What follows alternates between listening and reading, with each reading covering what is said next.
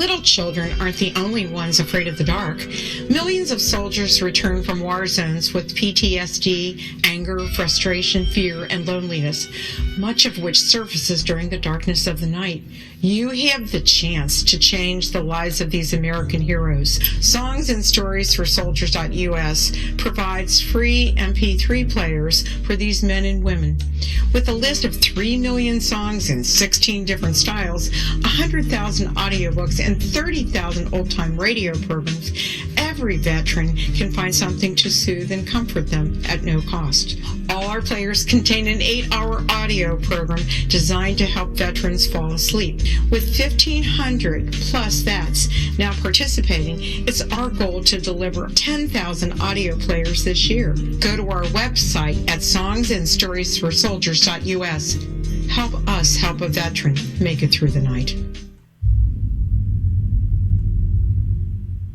The Alien Cosmic Expo will be held in Brantford, Ontario, June 26, 27, 28, and will feature 24 internationally acclaimed experts and researchers of UFOs, crop circles, alien abductions, and much more in this 3-day 2015 summer Canadian event.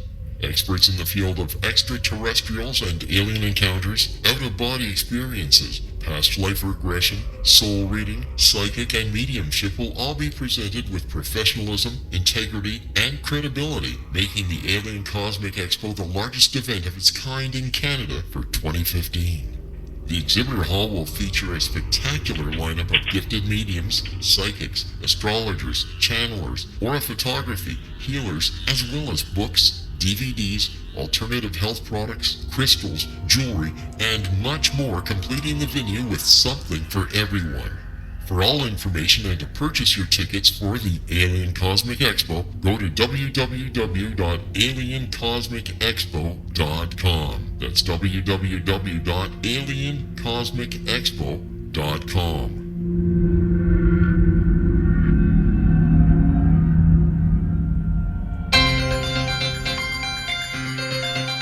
This is the X-Zone Broadcast Network, broadcasting worldwide on broadcast affiliates and satellite program providers, including CNN Broadcast Network, Sirius Satellite Network, Star Media, Good News Radio Network, Angel Broadcast Network, Wiki Broadcast Network, and WPBN TV. For more information on the X-Zone Broadcast Network, visit us at www.xzbn.net.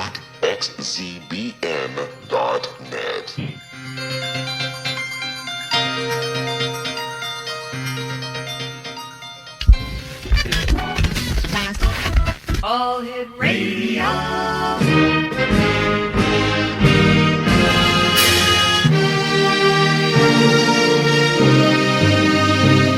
Welcome to the X-Zone, a place where fact is fiction and fiction is reality. Now, here's your host, Rob McConnell.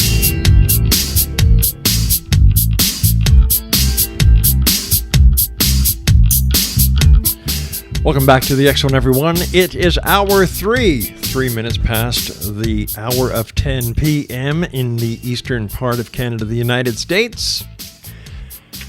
And I'll tell you something, this has been a great show for Thursday, May the 28th, in the year 2015. My guest this hour is MUFON author and UFO investigator, Marc St. Germain. And Marc, welcome to the X-Zone. Thank you, Rob. How are you? I'm doing great. Thank you very much for joining us, Marc. Tell us a little bit about yourself. I'm a former military. And after I got out, I work in construction, and because we're in Quebec, and in winter it's not easy to work in construction. So with the time, right, I was able to have my own company. So after Christmas, we just shut down the company till March. So I have plenty of time. And so I read and I did some research and all kind of stuff. And before getting to ufology, I was mainly interested in anthropology, history of the humankind and stuff like that. Mm-hmm. But what I studied was a little bit outside the common path, and I realized that there was something to ancient myth that, in fact, there's a story there. So I studied a lot of mythology, right? And I did some comparison between different, from India, from South America, from Greece, Egyptian, Sumerian, and when I was looking at that, it opened my mind a little larger than before, because I saw they were talking about the same thing, that gods came here and planned some civilization here and there, and they fought and so and so. And I say, oh my God, it may be really, it's maybe true. Yeah. So, but I'm skeptical, but skeptical, and more curious than skeptical. So I kept digging, digging about that topic, and one time I have so much information that I wrote the first book. It was about our secret history of the mankind, but when we take it from a mythological point of view, that may put us, our civilization coming from different place than from trees, if you know what I mean by that. Yeah. So, and then I began to give some lecture about it in Quebec, and people were looking at me like if I was an extraterrestrial myself. Okay, what's wrong with you people? I thought I was too far, too far. So I said, okay, let's take a step back and say, let's just talk about alien and UFOs. So I did again some research. My first book took me 10 years to do it, and the other one, the Silence Keepers, took me 3 years. Yeah. So, but worth it. I'm very, very proud of it. I didn't try to rewrite another UFO book. Right. Yeah. It's completely different from many others on the topic. What is different is, the majestic documents. Yes. They are, as you can see them as controversial documents. Even me, at the first time I saw those documents, many people said, "Oh, they're fake, they're fraud," and so and so. So every time I saw those documents, I didn't read them. And one time I've accidentally, felt on one and read it. Oh my God, that is something that I'm thinking is, the overall story looked like I was going to think about it. So it says, oh, maybe something to it. So I start to read great part of them. So maybe the cover up is to say these documents are fraud, while they are authentic, they are genuine. So, I thought, if I were the CIA, what would I do? Because these documents are, now accessible to everybody. So I said, I will just say they are frauds. And I say, okay. So I, print them, all of them. and put them in chronological order, and then other documents that were not majestic document but are UFO related, so I print them also and put that in chronological order, and then start to read them, all of them, like a book. So I read them. So I started the document that are date from close to 1940, 1942 till 1990. And there are also many Canadian documents from the Canadian government while they were studying UFOs in the 50s with the Project Magnet with Wilbur Smith. Wilbur Smith, yes.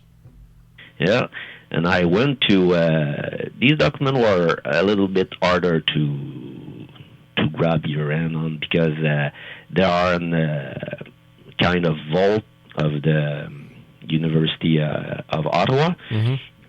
And their special archives, Archerbury archives. But you can anybody can go there and ask to see them and to read them and even have some copy. And so I went to Ottawa and spent many days there with my wife while she was out, shopping and visiting Ottawa. So I stayed in this library to, study those documents and grab a copy of them. And with, all those many hours of studying, and then I have, a pretty good picture of the involvement of the Canadian government, the U.S. government, and the UFO matter since the 40s. And it's very, very interesting because it's a complete different story than those government tell us, actually. What's more interesting is Poirier start to talk about it. Not because he was personally involved in, the cover-up, but he had people around him that they knew. Well, Paul Hellyer was the former Minister of Defense for Canada, and he was also the Deputy Prime Minister under Pierre Elliott Trudeau. Mm-hmm. So, this guy, in fact, he's on tomorrow night. So we're looking forward to speaking to Mr. Hellyer. But let me ask you something, Serge. I'm sorry, Marc. What do you think these UFOs are? Are they from other planets? And I guess the big question, why the conspiracy? Why the cover-up? Why the truth embargo? Have you heard? I'm pretty sure you heard about Wernher von Braun when he said Carol Rosen about the famous how do you say that? That I'm French, and English is not my first language. You're doing great. You're doing great, Marc. Thank you. Wernher von Braun said to Carol Rosen when he was working for NASA, he said there's something going on, and they're going to weaponize or militarize the space, and we have to prevent that. We have to prevent that because when they're gonna accomplish that, we won't know who we are. We won't be able to know it, and so far he's right because there's so much disinformation going on all medias, even on the internet or the mass media that everybody listening. Like the normal TV, if you can say that it's like that. So he was right for that, but the thing is, the thing to know about it is who we are. So who we are, yes, we are human being, but human being are probably a little bit more than we think. And I have a theory about it. and it's DNA related. You know that there's only 3% of our genetic that is codon. How do you say codon? That is linked. Right. Can we say that? That's linked? right. Yeah. So it's like there's 97% of our DNA that is doesn't serve for nothing. I don't think that's a natural mistake. I think there's something else to it. And in the ancient scriptures, the Popol Vuh, the Mayan Bible, somebody like to call it like that, they said when the first people of our civilization were created by the gods asked them, "What do you see? What do you know?" And they knew everything, and they see through everything. So I say, "Oh no, that's not good. They're too smart. So why don't we just make them so they just see around them, so they can they would be able to serve us as God, you know?" So the myth, the Mayan myth said, then the God just create the humans just because they don't want them to be in competition with the gods. So they made them less. They don't see far, and they don't know everything. So they just see around them, and they don't know everything, so they could continue to serve God. And in the Sumerian mythology, it's a little bit like that. So my theory is it's different than Zacharias Sitchin, who said that us people, the extraterrestrial or whatever, whoever they were, they mix our, they took Homo erectus and then upgrade them to Homo sapiens. I don't think so. I think the missing link. I don't think so. I think that there were some humans before humans that on Earth that were endemic to this planet, and they had 100% DNA, you know. So with that, they knew everything, and they were omniscient. We say that, you know, they were connected to everything with that. But I think the change they've done to us is that it's not to upgrade it, it's to downgrade us. Right. So we can be more servile or servient. Yeah. Is it possible then, Marc, that the gods that we've learned about in history were actually extraterrestrials? Definitively. Pretty sure of that. All the ancient myth talks about the gods that were coming from the sky, and with they were flying on, you know, a luminous big thing, and you know, this like the way they were describing it, it's like you know, aircraft, spaceship, and even in the Hindu mythology, you have they even give name to those ships. They were Vimanas, and those ships there were some that, you know, were just flying around Earth.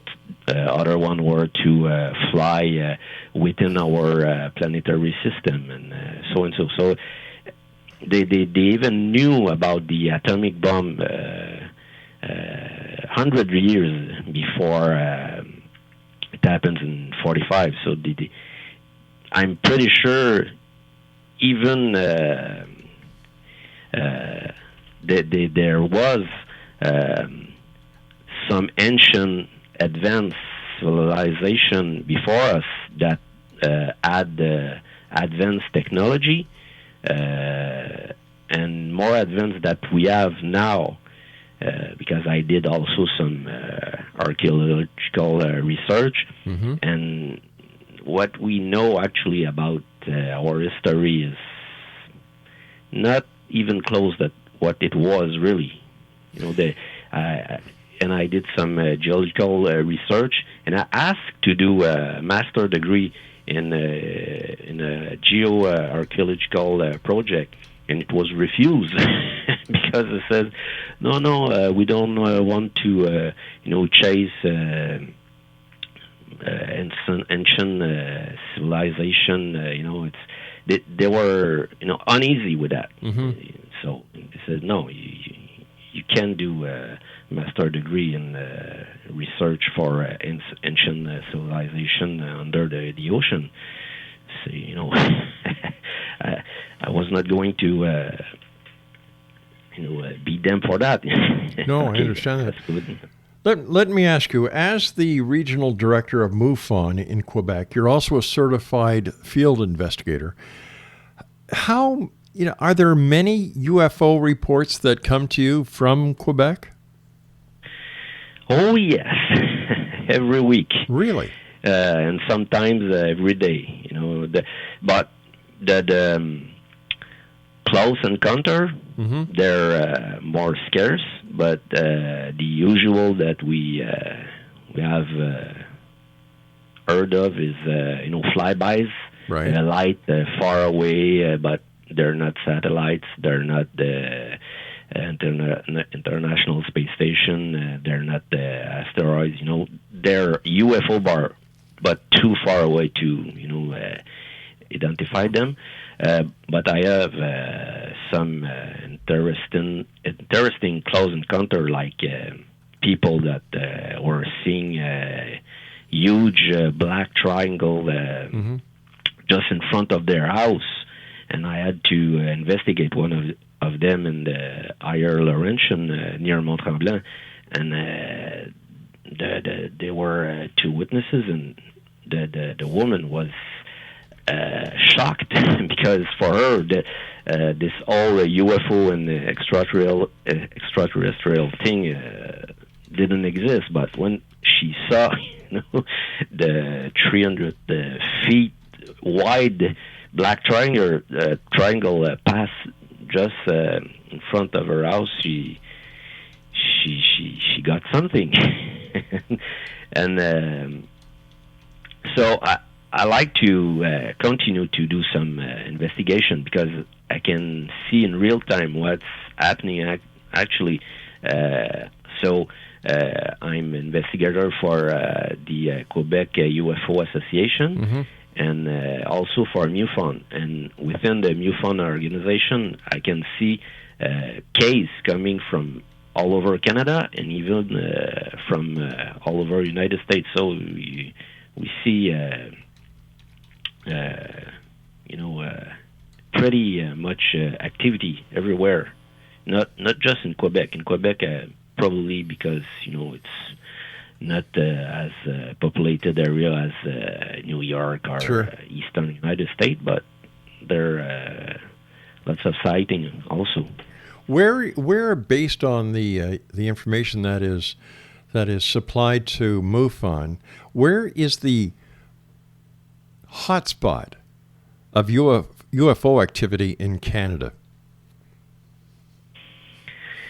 Yeah, I don't think there's a hotspot. No way. It looks like they're everywhere. It's even that there's many statistics about that, and it's UFO sightings. It's related to human, and it's very hard to do some generalization, some statistic out of that, right? Because we have UFO sightings at night because people go out to smoke a cigarette. So when you start to read the report, okay, I was going out and to smoke a cigarette, and I was looking up, and then I saw so and so. So and it's not everybody that will report a UFO. Many people doesn't know that there's a UFO association where you can contact if you see one, because nobody talks about it. It's very rare. Here in Mont-Tremblant, I used to write some articles, yes. and they publish them. So people know that I'm there. Mm-hmm. If they see UFO, contact me. But it's not everywhere that you have ufologists that they're open to take a report of everybody and to announce itself, because you don't. Here in Quebec, you don't live out of ufology. You have to have a full-time job, sure. So, and because of the or I always say that because of the way the people think about UFO, it's a little bit you're weird because you're interested in UFO. You're not a psycho, but not far from it. Yeah. So, and you have to be in a mood that you don't care about what people think about you, and you say you do that because lots of people need to talk about it. If I go back to that, big triangle case, yeah. The woman was traumatized. Really, she lose her hair and stuff like that. She was traumatized. She really need to talk about it. And she said, "Where I'm gonna go to talk about it? They will, lock me up and sure. give me some good pills because you're crazy. Those things doesn't exist." So sometimes, as ufologists, you have to give a little psychological support for these people, because they got nowhere else to go to ask for help about it. And that is so true. That is so true. People need to open up. They need to talk. It's no good if they keep that information bottled up inside. It's not good for lots of people. And 2 weeks ago, we've done little conference south of Mont-Tremblant. Right. And it was organized by an abductee, and she was abducted in 1976 or something like that. And it's a pretty known case in Quebec. And she decided to organize an event where people, that were involved in UFO sightings or abduction or things like that, will be able to talk. So it was pretty nice to her to do that. So she asked me, "Do you want to be the, how do you say that, animator? Is that a good the MC, the Master of Ceremonies?" Yeah, that's it. Thank you. So I said, yes, why not? Sure. And usually when I give a conference, it's me who talks to for 2 or 3 hours. But now I was just, opening it and then leading the witnesses.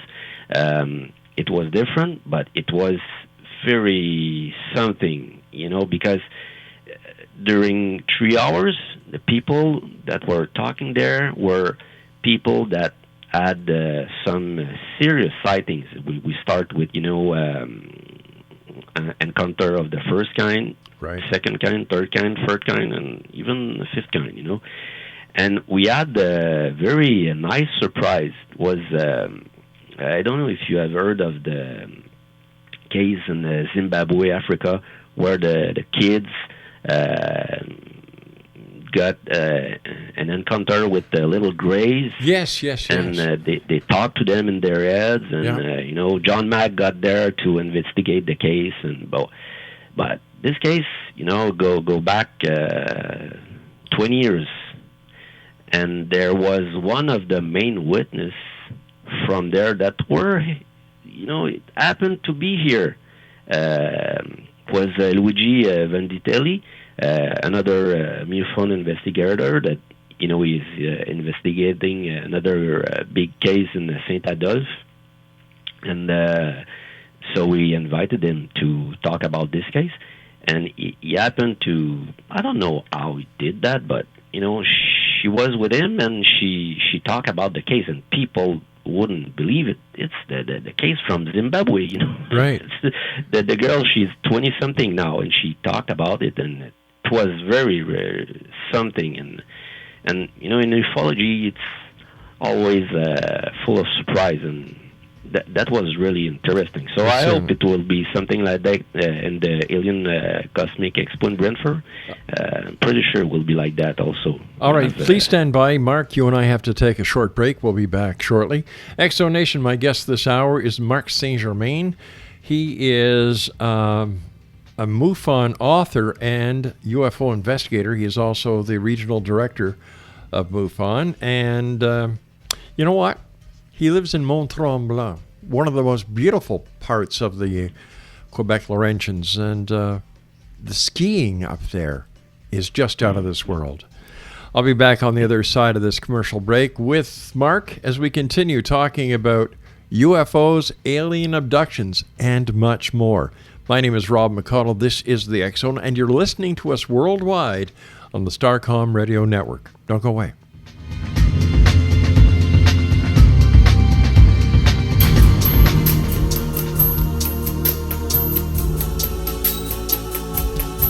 Unwilling to be the government's deadly assassin, gifted psychic Kahara Mitchell went AWOL and ended up buried under rubble in the wake of a great tsunami. She regained consciousness far from Earth on the medical ship of a Daguerreonian intergalactic fleet. Has she been rescued or abducted by aliens? The Chalice of Carrie, Kahira O'Donnell's latest paranormal science fiction romance, is the passionate story of an Earth woman and her destined mates, twin kings from another galaxy. Kahara uses her gifts fighting alongside Lords Rom and Ra in a war that will determine the destiny of galaxies. The Chalice of Carrie by Kahira O'Donnell is now available at KahiraO'Donnell.com or at Amazon.com.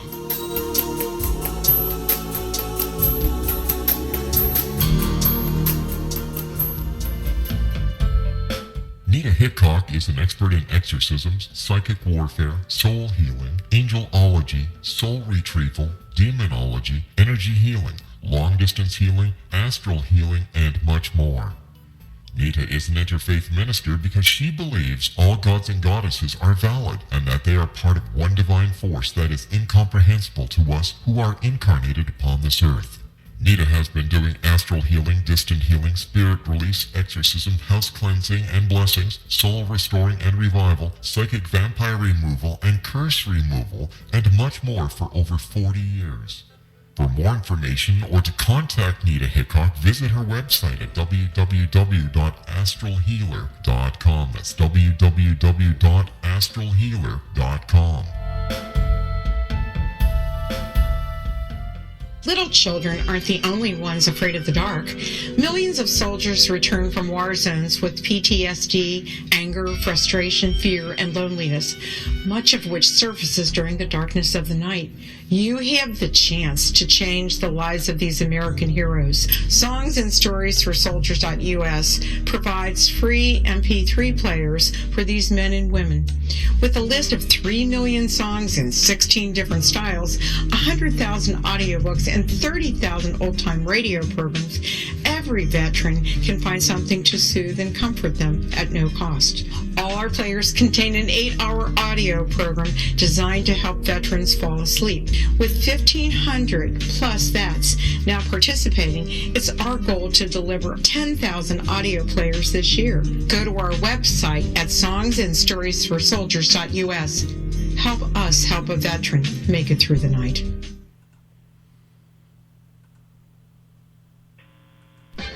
I'm Rob McConnell, and welcome to the X Zone, a place where people dare to believe and dare to be heard. Today on the X Zone, the Celtic after death.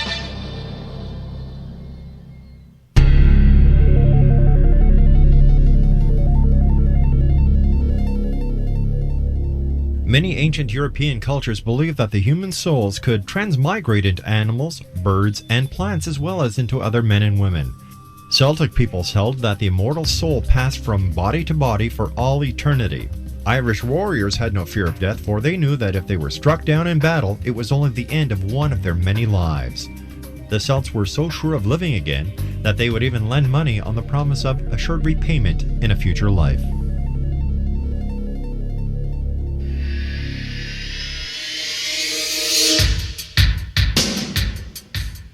My name is Michael Telstar, Canada's leading mentalist from Toronto, Ontario. Hi, my name is Splenda, and you're listening to my dad, Ron McConnell, on the X-Zone. This is Psychic Dorothy from St. Catharines, and you're listening to Rob McConnell. Hello, my name is Holly Reeves, an astrologer from Astro For You, and you're listening to Canada's #1 paranormal radio show, The X-Zone, with Rob McConnell. Welcome to The X-Zone, a place where fact is fiction and fiction is reality. Now, here's your host, Rob McConnell.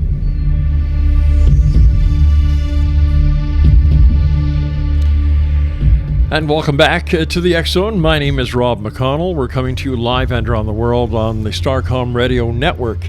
If you'd like to give us a call, 1-800-610-7035 is our toll-free number. My email is xzone@xzoneradiotv.com. On all social media sites, X-Zone Radio TV, and you can listen to the X-Zone 724-365 at www.xzoneradiotv.com. Don't forget, the Ed Till Show, Monday through Friday, from 9 a.m. until 5 p.m. in the afternoon. And then the Real Music Weekend, right here on the Starcom Radio Network. And yes, the X-Zone, Monday through Friday, starting at 8 p.m. Eastern. My guest this hour is Marc St. Germain, and he is a MUFON certified field investigator, UFO researcher, writer, and lecturer. He lives in the beautiful Laurentians of Quebec, in the beautiful little town of Mont-Tremblant. And if you'd like more information on Marc, visit his website, marcstgermain.com. And I'm going to spell it for our English audience. www.marcstgermain.com. And that's marcstgermain.com. Marc, in your opinion, as a UFO investigator, what is the most important case in ufology? Oh boy. The most important case of ufology. Yeah. The smoking, the one that people look at when they try to say UFOs are real. Let me tell you about this case. Bang. Which case would that be in your opinion? In my opinion, it's the Roswell crash. Because I've studied so much, I studied so much, and there's so much things that were said about it, and those things were not all, right, because of the cover-up and the disinformation going on. And I think that's that particular case that got me right into ufology, because I want to know about it. I want to know what really happened there. Was there really a saucer, or were there, some extraterrestrial bodies recovered? Even one that was supposedly alive. So I tried hard to know about it, and that's what leads me to the CIA, the creation of the CIA and National Security Council, and then some years later to and the NSA, and all those agencies were involved in the UFO matter. And when first I talk to people that don't know nothing about it, they're surprised, and more than surprised, they don't believe me. So it make me understand that it's a kind of big psychological warfare, and they were name it like that. It's they create psychological board, strategy board. Yes. In 1951 with Gordon Gray, but it was started a little bit before that, and all of that was created just to make people believe in something else that they want to.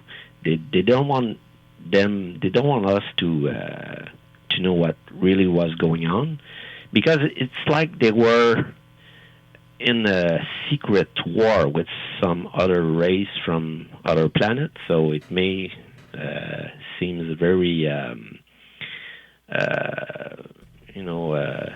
how do you say you may being worried about it very much because we're being at war with some other race that you don't know nothing about it. It's it's kind of worrying, but I think they handled that very well, and even without anyone's knowledge, and that's why here in 2015, when we talk about that, it says you're nuts, you're crazy. That nothing in those things are real, and even books are written today to say that no, Roswell didn't happen. It was some Russian ships with some crippled kids, and what's that? It's even a funnier story than the real one. So what people are going to believe? What are they going to believe in? So you have to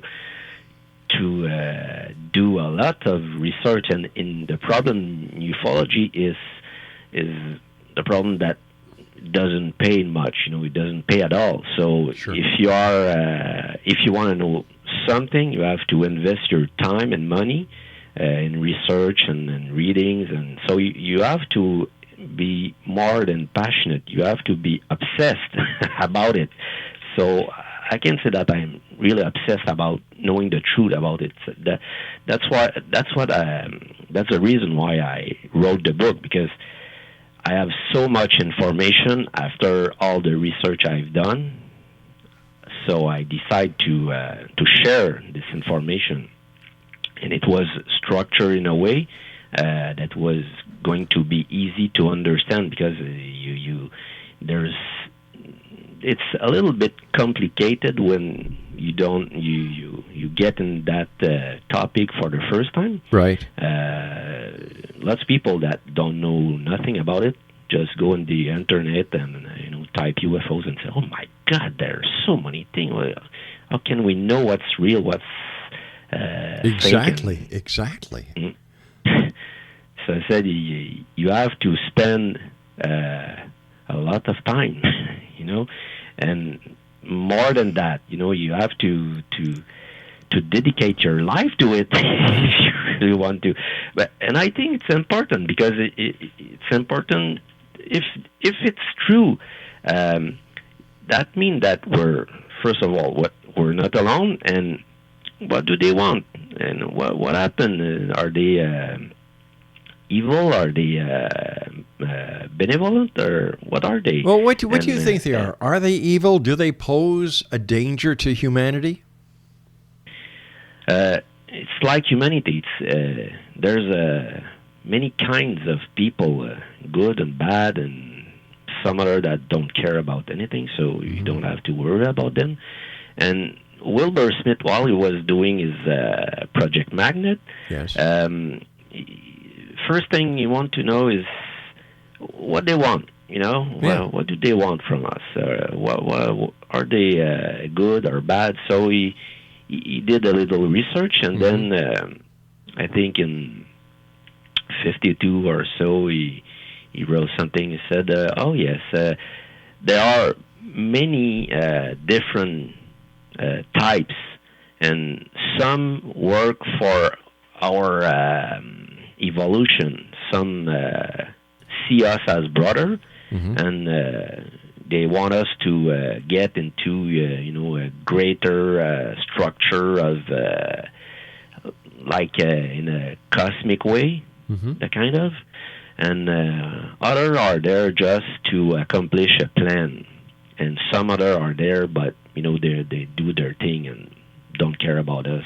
They're here just to take some resources that we don't even know about it, because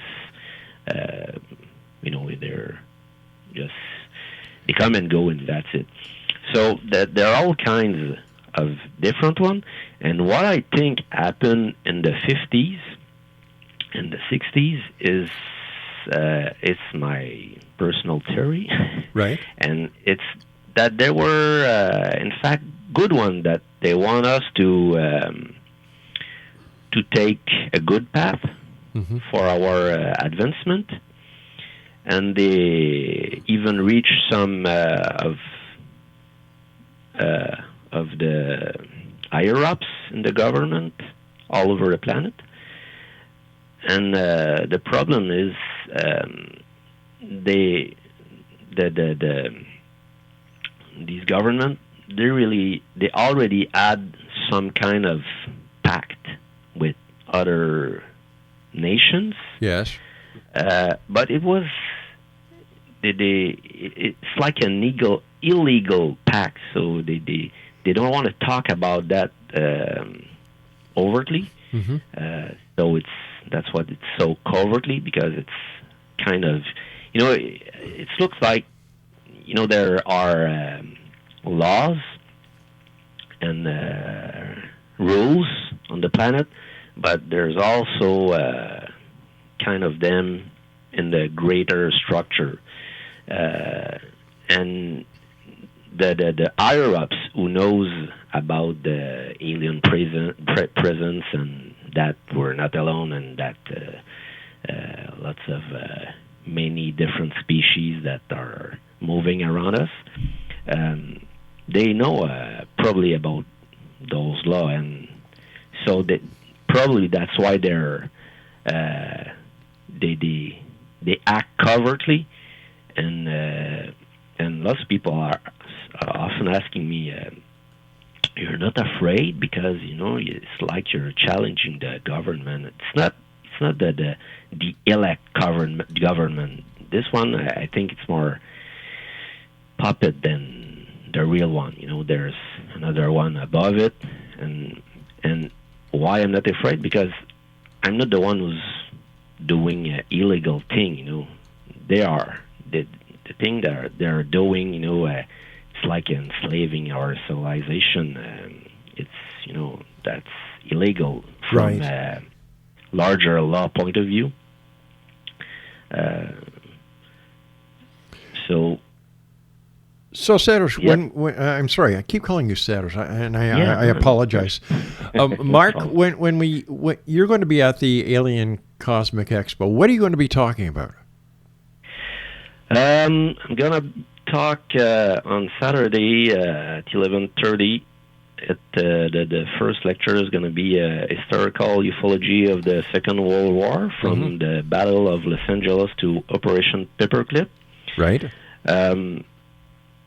So the title says everything. It's pretty obvious. And on Sunday, it's going to be the UFO cover-up and the global psychological warfare.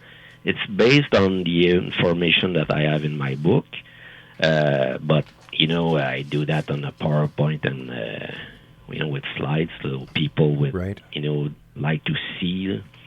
So it's going to be very interesting, and it's going to be the first time that my book will be available in English. So I'm working hard right now. about the translation. I'm not translated it myself, but I'm having people working on it right now. And it's going to be ready, I hope, for the end of June, for the Alien Cosmic Expo. We're looking forward to meeting you and to learning more about what's going on in Quebec, because, you don't hear very many, well, in the mainstream media, you don't hear a lot about UFOs in Canada. Why do you think that is? Like I said, it's a low populated area. If you compare that to United States and Eastern United States, like New York, Philadelphia, and big cities like that. Mm-hmm. And probably because people are not aware that they can, they have places to call if they see one, because the UFO reported probably that it's like I don't know, 10% of what actually real people see UFOs. Those that are reported. Yes. The UFOs that are reported, it's probably only 10%. Because there's many reasons. I even met people that tell me about their sighting, but they've never reported. So why didn't you report it? Because I didn't know, or there's many reasons. So lots of people see things, but they don't report it. Sometimes that's because they don't want people think they're crazy, so they keep that for themselves. And the best way to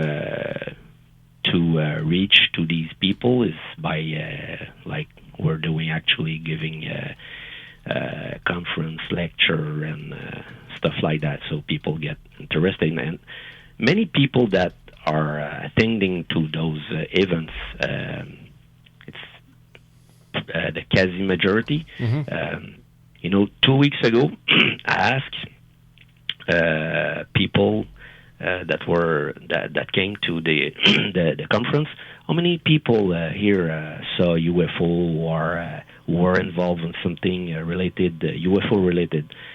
Almost everybody raised their hands. So wow. Lots of people were, but not all of them have reported them. Do you think that more and more people are coming out and talking about their cases, whether it's a UFO sighting, a UFO close encounter, or even an alien abduction? Do you find they're coming out more and more and more? Yes, I think so. Because of the internet, mm-hmm. these people see that they're not alone living these things. So yes, there's an opening. People are more inclined to tell their story and their experience for some. So those events are good place for that. Tell me, Marc, how many MUFON investigators are there to cover the entire province of Quebec? Oh, there's not a lot. Just for MUFON, I think less than 10. But if we take other association, mm-hmm. It can be more than. It's less than 100, but more than 50. It's between 50 and 100, but for the whole Quebec. But all the UFO association together, the Quebec's one. Do all the different UFO associations in Quebec share the information?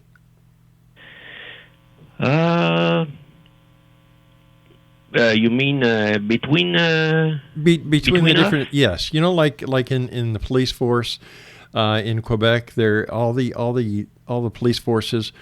You mean like a network? Yeah, like the CRPQ in Quebec, the Centre de Renseignement Policier du Québec, that all Quebec police officers have access to this database. which in turn is also hooked up with CPIC in Ottawa. So the information on crime is shared between, let's say, the Boucherville Police Department, Communauté Urbaine de Montréal, Sûreté Quebec, and all the other police forces. Is this the way the UFO community exchanges information, or is it very compartmentalized? It's a little both of that. It's not a linked network that you can go and see with your computer other association sightings and stuff. Mm-hmm. But you can call them and you can ask them, and they're often their main case, they put that on their website, right. So you can access them by their website. But there's no network for say. If anyone listening tonight in Quebec would like to file a UFO report in Quebec, what is the best website for them to go to? Depends. If they're English-speaking person, I will recommend the MUFON. Mm-hmm. It's MUFON Canada, because MUFON Canada is for all Canadian province. And if they're French-speaking, you can also join MUFON or the Association Québécoise d'Ufologie. They got their website, and with the Association Québécoise d'Ufologie, it's the Quebec UFO Association. They are a section director. Mm-hmm. So if, like, you're South Shore of Montreal, there's one there, or because it's a large area of Quebec. So I have one of the directors just before I called you, mm-hmm. Of the Quebec UFO Association, asked me to investigate a UFO triangle in the South Shore of Montreal. I said, pretty too far for me. Sure, you're way up in the Laurentians. Yeah. Please ask somebody there, because they like me when I do that, because I take the investigation very seriously, and even sometimes I bring a camera and I film right. the witness, and I do a little YouTube video with image on them. Mm-hmm.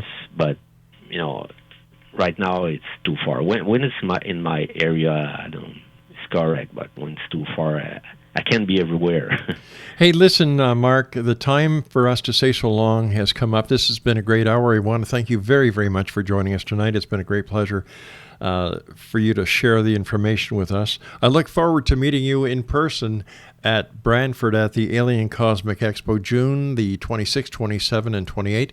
Exonation, if you'd like more information on Marc St. Germain, his website is marcstgermain.com. And for all the information pertaining to the Alien Cosmic Expo, www.aliencosmicexpo.com. Well, that's it for tonight, Exonation. I'll be back tomorrow night at 8 o'clock here on the Starcom Radio Network, as once again we cross the time-space continuum to this place that I call the Exxon. So until tomorrow night, always remember to keep your eyes to the sky and your heart to the light. Good night, everyone.